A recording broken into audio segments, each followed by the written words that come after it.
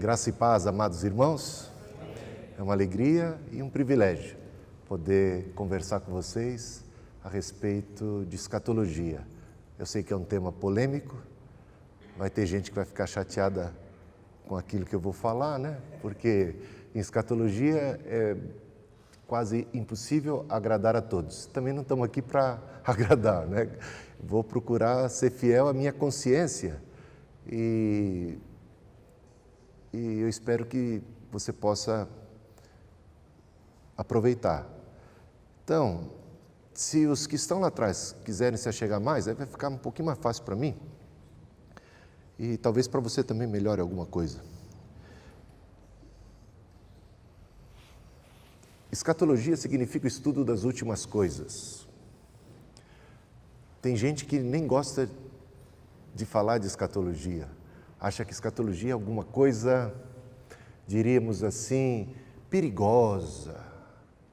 Deve ser uma invenção do capeta, porque separa as pessoas, divide as opiniões, né? Escatologia, não, é tema polêmico. Então, bom, mas escatologia é muito importante. E por que a igreja, no decorrer da história, por vezes negligenciou a escatologia, isso abriu brecha para os falsos profetas, para todo tipo de erro. Então, a escatologia não pode ser negligenciada. A escatologia fala do futuro que Deus tem, do plano de Deus, da missão da igreja, do reino de Deus, da segunda vinda de Cristo. Não é um assunto qualquer, é um assunto muito importante. E é importante a gente não errar nesse assunto. Se a gente cometer erro nesse assunto, a gente está cometendo erro numa área muito importante, fundamental, vital. Então, para falar um pouquinho da importância da escatologia, eu vou começar falando dos perigos, só assim, arranhar o assunto, né? Sobre coisas bem conhecidas. No ano de 1843, uma pessoa chamada William Miller, ele, fazendo os estudos de escatologia, baseado lá em Daniel, começou a fazer umas contas e ele chegou a uma revelação de que Cristo voltaria em 22 de outubro de 1843. Ele marcou a data, ele creu tanto nisso que ele passou a anunciar e muita gente, ele foi fazendo discípulos, muita gente foi acreditando. E as pessoas, à medida que foram acreditando nisto, elas foram deixando seus empregos, elas foram vendendo tudo, investindo na proclamação, porque Cristo estava às portas, já tinha data marcada. Jesus não veio em 1843, ele ficou chocado, teve gente até que se suicidou. O que aconteceu? Ele voltou às contas e descobriu que ele cometeu um erro de matemática. Ele era uma pessoa sincera, mas sinceramente estava enganado. E ele tinha realmente cometido um erro, um erro de cálculo. Não foi assim, uma embromação, ele realmente errou. E aí ele convenceu as pessoas de que tinha cometido aquele erro, que de fato havia errado por um ano, e que Cristo voltaria a segunda vez em 22 de outubro de 1844. Mais uma vez, o ânimo então se acendeu novamente e proclamou-se, se anunciou e chegou a data, as pessoas subiam no telhado para esperar Jesus, tal era a fé. Mas também do tamanho da fé, do tamanho da expectativa, também foi o tamanho do desapontamento. Uma frustração generalizada, suicídio, motivo de chacota, motivo de todo tipo de piada. Resultado, o próprio William ou Guilherme Miller, ele reconheceu o erro. Mas alguns dos seus seguidores, entre eles Ellen White e tal, eles falaram assim, não, você não errou. Você não errou quanto à data, você não errou. Jesus Cristo veio sim, só que ele não veio visível. Ele veio de maneira invisível, ele não veio até a terra. De fato, aí surgiu o quê? Um erro chama outro erro, um abismo chama outro abismo. Desenvolveu-se a tese, a teoria de que Cristo teria vindo e entrado no santuário celestial para completar a sua obra de salvação, que não estava consumada. Ele disse que estava consumada, mas não estava. Está entendendo como começa a complicar? E aí, depois vai ter a questão do sábado. Não sei dizer se a questão do sábado não foi para até chamar mais atenção para um outro ponto, e hoje eles são muito mais conhecidos, né, pela questão do sábado.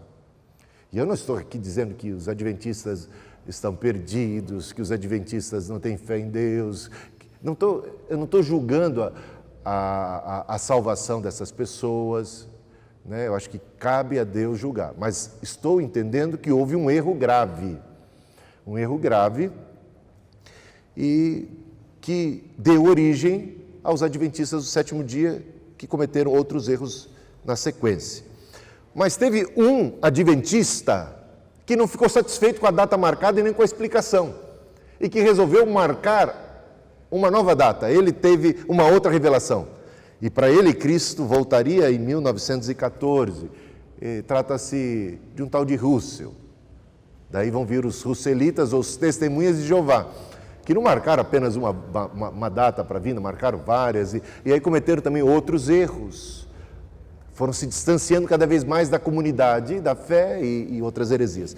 Então, só estou arranhando para você ver que escatologia é coisa séria e que, por causa de erros escatológicos, heresias, seitas acabam surgindo. Vou falar de alguém bem conhecido. Eu não gosto de ficar falando de gente mais perto da gente, né? Mas de uma pessoa querida, mas que está, na minha opinião, liberal demais. O Ricardo Gondim, ele está pregando que Jesus Cristo não vai voltar fisicamente. E que a segunda vinda de Cristo, ela existe, essa esperança, como uma utopia, que move a igreja na direção do Cristo, na direção do reino. De fato, não é o Cristo que vem segunda vez sobre as nuvens do céu com poder e glória. Isso é a esperança da igreja. Essa é a esperança da igreja, mas é nessa esperança que a igreja se move na direção de trazer a plenitude do reino para a terra. De fato, a segunda vinda de Cristo não é literal, é apenas uma utopia motivacional para a própria igreja, que, exercitada por essa fé e por essa esperança, caminha na direção do reino, caminha na direção do Cristo. Bom, pode ser que você goste dessa ideia, mas para mim, realmente, não é muito boa. É liberal. Tem outro tipo de escatologia que a gente vai abordar bastante hoje, que é uma escatologia mais comum de se encontrar. Dispensacionalista, pré-tribulacionista, pré-milenista, futurista, escapista. Está vendo que eu estou dando bastante adiante? Você pode questionar depois, vai ter oportunidade. Tem até os que não são dispensacionalistas, mas que caminham um pouco nessa área. Por exemplo, um presbiteriano, esse tal de Vernon, ele disse: você não dá uma polida no casco do navio que está afundando. Mas o que ele quer dizer com isso? Em que contexto? Então eu vou te ajudar a entender em que contexto ele fez essa afirmação.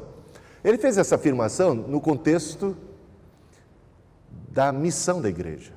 Porque para ele, esse mundo vai de mal a pior. E não há o que fazer em favor do mundo. O barco está afundando. E ele vai afundar mais e mais. E não há como e nem o que a igreja pode fazer para reverter o quadro em benefício do próprio navio. E ele diz que tentar qualquer coisa em relação ao navio é como, ele diz aqui, dá uma polida no casco do navio que está afundando. Então, salvemos as almas. A missão da igreja vai ficar restrita à evangelização, à salvação das almas. e não vai ter nenhum outro aspecto mais integral, mais, digamos assim, que diga respeito à sociedade, que diga respeito às comunidades, à política.